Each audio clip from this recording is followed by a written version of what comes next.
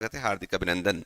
दिखाई दे रहा होगा आपको, नया टॉपिक आज दिख रहा है, आत्मकथा। नाम से ही स्पष्ट है, जो स्वयं की कथा हो वही आत्मकथा है।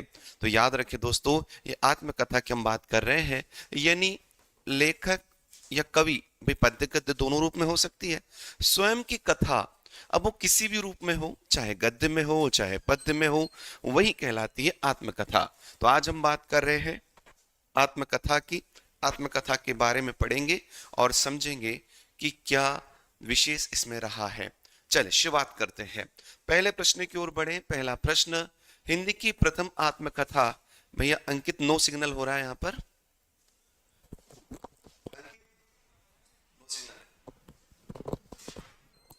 ही गया है शायद, कुछ क्लास तो चल रही है। चलिए, हिंदी की प्रथम आत्मकथा किसे माना जाता है? प्रश्न यहां पर यह है, हिंदी की प्रथम आत्मकथा माना गया है। तो देखो, अर्ध कथा और अर्ध कथानक में कई बार कंफ्यूजन बनता है। ऐसी कंडीशन में कुछ किताबों में अर्ध कथा, कुछ में अर्ध कथानक है। वास्तव में ये अर्ध कथानक ही है और वो अर्ध कथा रूप रहेगा डॉक्टर नगेंद्र की। लेकिन इसको हम स्पष्ट कर देते कि यहाँ कंफ्यूजन आपको होना नहीं है। अगर अर्ध कथानक दे रखा तो इसको मानना है। दरअसल इसके बारे में अगर बात की जाए तो सन 1641, सन 1641 में लिखी गई है। ये हिंदी की प्रथम आत्मकथा है, लेकिन ये सामान्य तौर पर ब्रज भाषा में लिखी गई थी और जो है सबसे प्राचीनतम बनारसीदास जैन के द्वारा लिखी गई और कहीं ना कहीं पद्यात्मक रूप था। बनारसीदास जैन, ये ब्रज भाषा में थी, बनारसीदास जैन, और ये भाषा इसकी ब्रज है, ब्रज भाषा में है। अब हमारे पास आती हिंदी की प्रसिद्ध पहली आत्मकथा जो है, आत्मकथा है, ये सन 1941 में आई थी। सन 1941 ईस्वी में आई थी।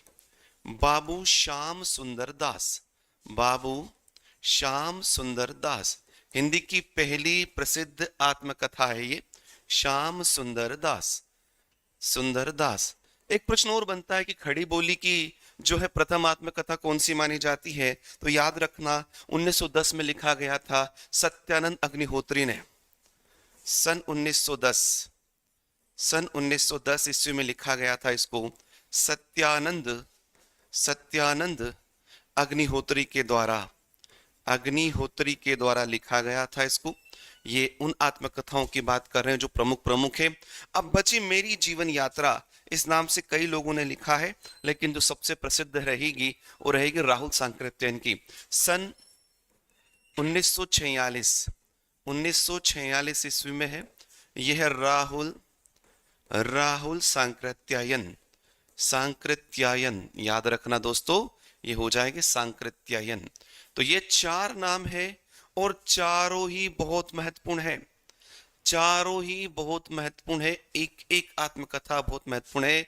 इसके बारे में अगर हम बात करें तो याद रखना, इसको खड़ी बोली की प्रथम आत्मकथा कहते हैं। खड़ी बोली की, बोली की प्रथम आत्मकथा, प्रथम आत्मकथा ये है हिंदी की, हिंदी की पहली, पहली प्रसिद्ध आत्मकथा, प्रसिद्ध आत्मकथा। तो आत्मकथा का हमने किया यहाँ पर पूरी तरह से पोस्टमार्टम। आप यहाँ पर देखिए, हमने देखा एक एक रचना के बारे में बहुत ध्यान से, बहुत धैर्य से, और पहली प्रसिद्ध आत्मकथा भी देखी, खड़ी बोली की भी देखी। बहुत सारे प्रश्न यहाँ से बन सकते हैं। तो ये बनारसीदास जैन है, इतना याद रखें। बनारसीदास चतुर्वेदी और जैन में भी बहुत सारे उलझ जाते हैं, तो ये आपको याद रखना है और बहुत अच्छी तरह से अपने माइंड में सेट करना है।